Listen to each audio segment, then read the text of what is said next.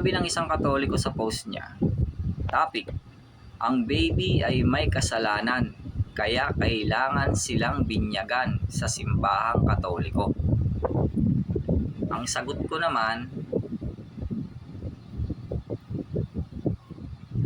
ano naman ang kasalanan ng baby? Kinagat ba dede mo? O tinaihan ka? O inihian ka? O masyadong maingay dahil iyakin? O ano? Pakisabi yung kasalanan ng baby at nang mapag-usapan natin. Kasi ang kasalanan ay paglabag sa kautusan eh. Ano ba ang kautusang nilabag ng baby? 10 utos ba? O ebanghelyo? At bakit sa Katoliko bibinyagan? Wala bang bahay ng Diyos na siyang Iglesia ng Diyos na Buhay o MCGI na kung saan doon ginaganap ang kautusan ng Diyos?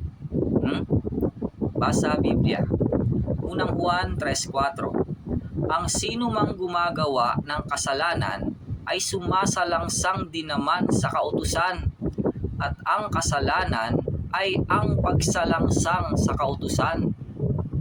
Mateo 28:20. Naituro ninyo sa kanila na kanilang ganapin ang lahat ng mga bagay na iniutos ko sa inyo. At narito, ako'y sumasa inyong palagi hanggang sa katapusan ng panahon. Ezra 7:23. Anumang iniutos ng Diyos ng langit, gawing lubos sa bahay ng Diyos ng langit. Sapagkat bakit magkakaroon ng puot ng Diyos laban sa kaharian ng hari at ng kanyang mga anak? Unang Timoteo 3:15. Ngunit kung ako'y magluwat ng mahabang panahon, ay upang maalaman mo kung paano ang dapat sa mga tao na ugaliin nila sa bahay ng Diyos, na siyang Iglesia ng Diyos na Buhay at haligi at saligan ng katotohanan.